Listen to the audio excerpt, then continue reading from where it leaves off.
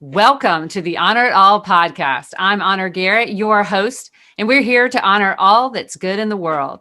Each podcast, I interview top professionals around the globe who are making a difference, impacting lives, and creating positive change. Today, I am super excited about our guest, Chip Bristol, because he is a friend of mine and he lives in my hometown of Greensboro, North Carolina.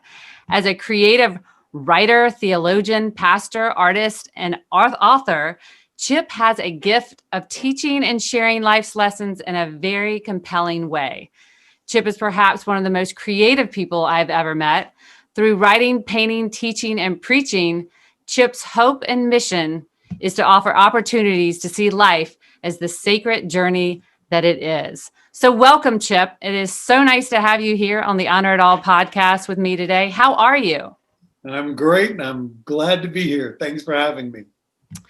Well, Chip, I'm excited for our audience to hear more about you and about your book that just came out called Spiritual Java. Spiritual Java, Daily Cups of Inspiration.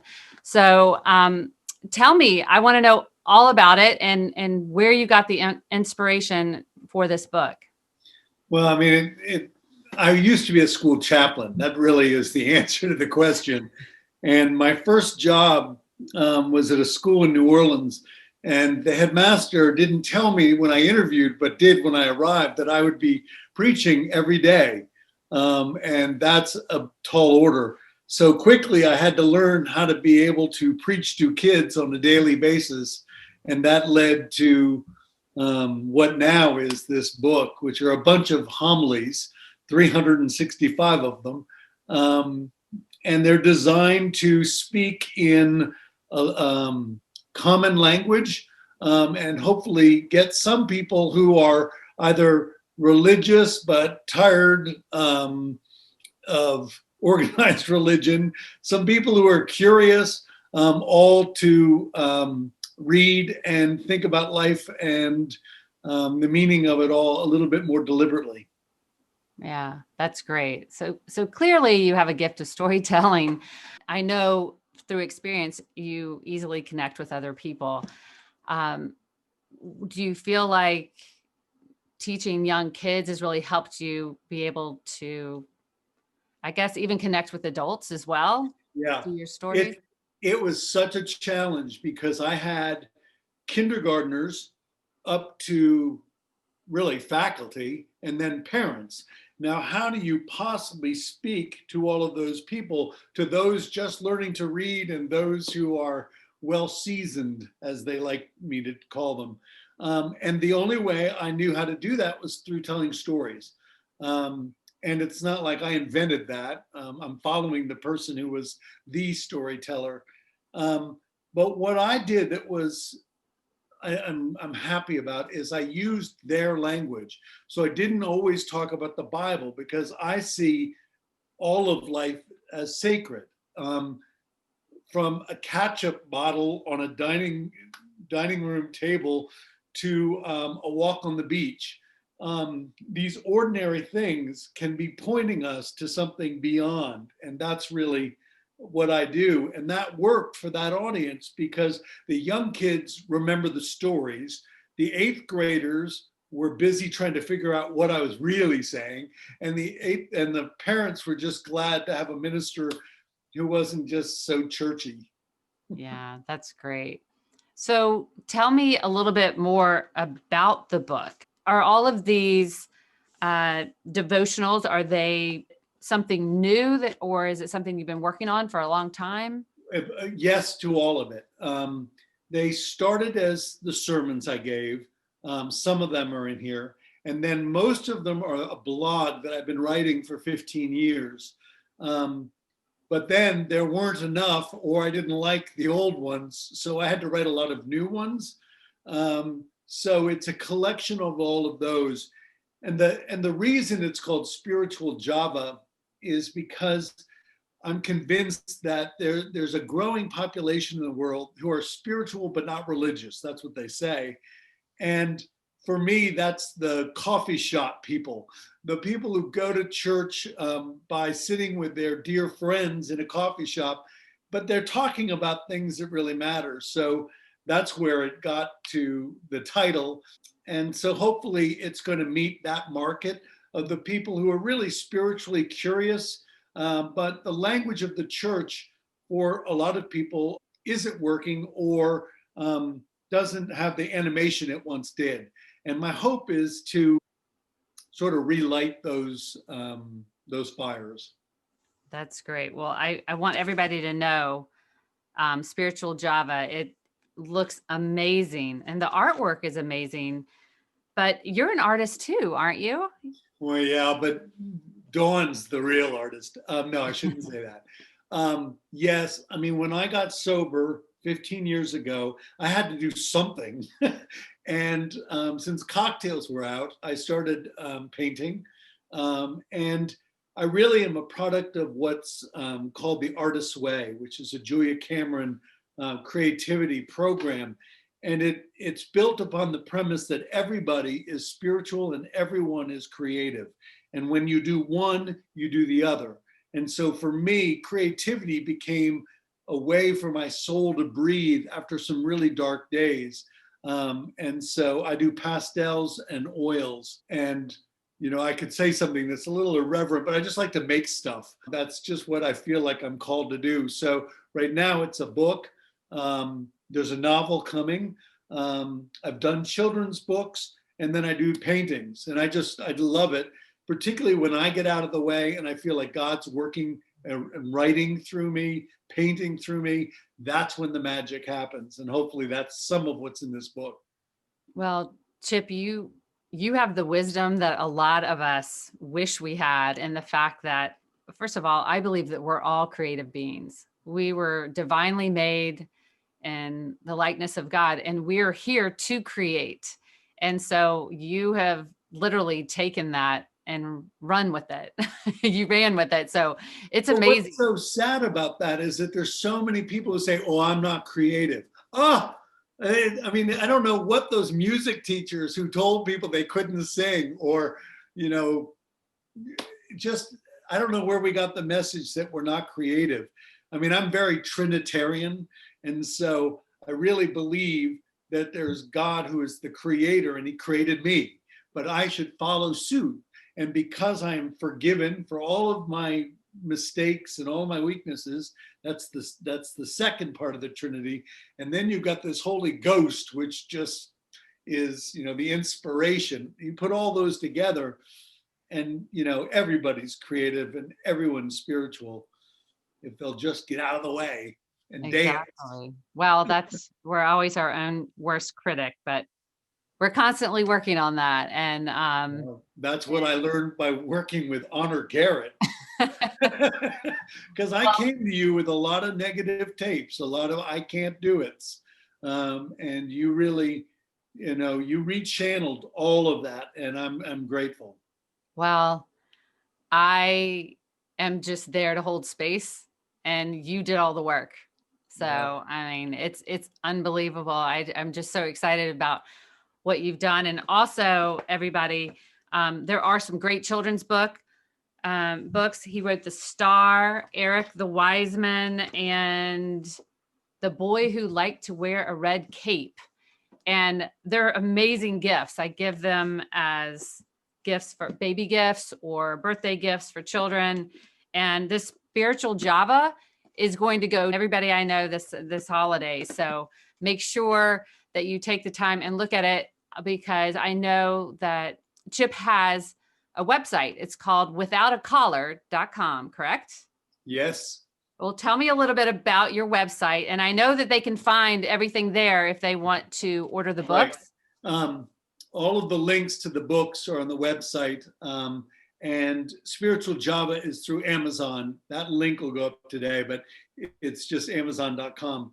But the website is really, it points to the fact that, I was an ordained Episcopal minister, and the day I went on my own, I started this community called the Sanctuary, and the church wasn't crazy about it. It was sort of a church for misfit toys, of which I am one. And so it made sense that my website be withoutacollar.com, because my story is that I became a minister the minute I took off my collar. And so that's what I'm doing. Wow. Well, that's profound. Tell us a little bit about your blog. Is it called, it's Brushstrokes? Brushstrokes. Yeah, it's a weekly blog, and it's just like the book. And so I have some very faithful followers. So that's what I do. And because of a woman named Honor Garrett, I've revamped my website, and it's getting a little more current. So hopefully it will become more engaging. I want to try some videos and things like that, because I think all of those means are wonderful ways to reach people spiritually and get them to think in new ways. Well, let me ask you a question. Of all your projects that you're doing, what are you most proud of? I don't know. I'm proud that there are projects, because I've got to tell you that to do this kind of work is to get involved with a thing called vulnerability. And that's brutal, because it's fun to make stuff, but when you go public, when you hang a picture on a wall in a gallery, or when you publish a book, you're out there for all to see, and that's really hard. The first, which was The Red Cape, is all about, it's a children's book about attachments, but I'm very proud of it because it's really a children's book about my addiction. But The Star was a challenge. Someone said, tell the Christmas story from the star's perspective, or from a unique perspective. I chose The Stars, and it's all about a star who didn't feel good enough and then ended up leading people to Christ. So everything I write is allegorical or metaphorical. So I'm very happy with Spiritual Java because of the magnitude. 365 is a lot. But the thing that's the most exciting in my heart right now is something I'm writing a novel called Burning Faith. And, writing a novel is a whole different beast.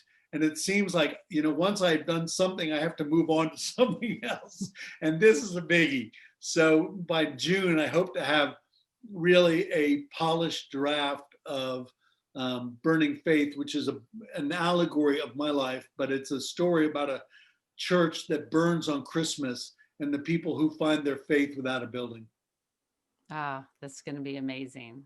So, the jury's out, Honor. Well, so do you have any wisdom that you would like to share, any encouragement to our listeners who might be out there listening and struggling to really make their mark in the world? What would you say to them? The first is, I would say, look around. God is more amazing and more visible in ordinary things than we give God credit for. That's first. Two is that you are marvelously made. Whoever you are, you have God-given talents, but also God-given weaknesses. And both of them are pointing to what really should be your purpose, or could be your purpose, if you would just have the guts to try and let God take it from there. And is this book that just came out imperfect? Absolutely. And so's its author. And the beauty is that when we actually just let ourselves be imperfect, God, who is perfect, does stuff that's out of the ballpark. So that's what I would say, is just do it. Don't worry about what other people say. Well, Chip's a good person to listen to, everybody. He's got a lot of experience. You have a wonderful family, and you can you tell me, where all did you go to school? For our listeners, they like to connect with, Yeah. I might have gone. I grew up in Princeton, New Jersey, and went away to boarding school to a place called the Taft School in Connecticut. And then I went to Hamilton College, which is a family tradition. And then after that, I went into fundraising and then into school development before going to seminary, because I eventually wanted to run a camp or a school. And so after I graduated from Virginia Seminary, I went to a number of schools: Trinity in New Orleans, Eton in England, Holderness in New Hampshire. And then I came to Greensboro to run a school called Canterbury, a wonderful K-8 school where we got to build a chapel. And it was through all of that this came. And then when it was over, I went back to school and got an MFA in creative writing. And it was funny just because, well, anyway, a lot of people in academia aren't big on God. And so I sat up and introduced myself to all my writing brothers and sisters and said, "Hi, my name's Chip. I'm gonna write about God, and you're gonna have to get over it." And that's pretty much the result that you now hold in your hands. Yes. Well, I'm so excited to read this. And I just want to encourage everybody. This is a perfect gift to give anyone in your family who is spiritual or maybe isn't, but because it's his story. Chip's stories are so relatable to everyday life. And yet you still have that aha moment. So Chip, I want to thank you for being here, but I also just have one last question. Tell me where you see yourself in 5 years. What are some things that you are hoping for on the horizon? What can we be looking out for Chip Bristol? Well, as far as projects go, the novel is number one.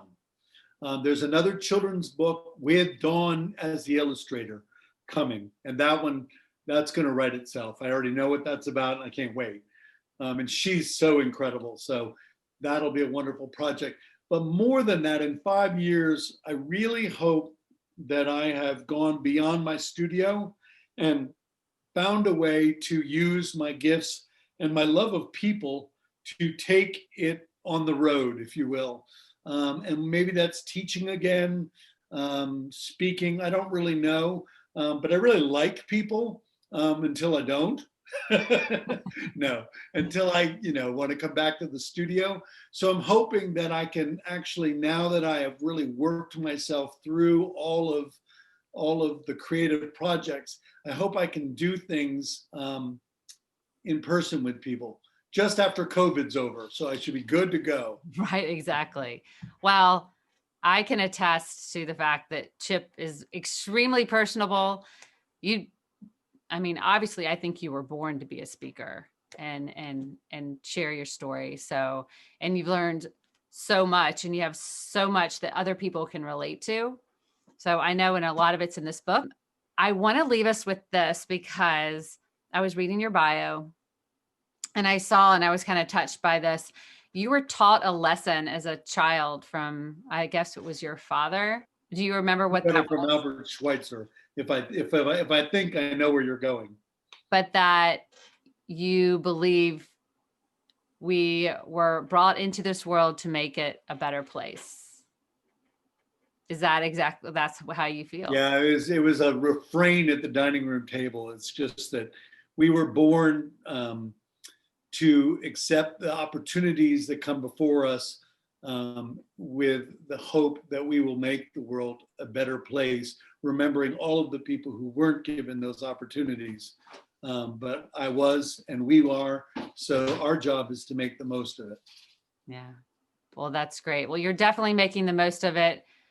You're making a huge impact, and I can't wait to see where everything goes. And I'm excited for your novel that will be coming out hopefully in the summer. Is that right? No, that's when it will meet an editor for the first time. Oh, an editor. So we're a long way to Tipperary, honey. Okay. Well, it's coming out. So look for big things from Chip Bristol. And Chip, I really thank you. And I love your advice to just, get out there and be vulnerable and create and do your thing. Because honestly, if I had not done my own getting out there on social media and doing my thing, I would not have met Chip. And here we are, 6 months later or whatever, and have a great friendship. And I'm really thankful for that. So, and we're both trying to make the world a better place. That's all right. Works. So, well, Chip, thank you so much. And do you have any last words that you want to share with our audience? Shop early and shop often. Okay. All right. Well, everybody have a wonderful holiday season, and we'll see you soon.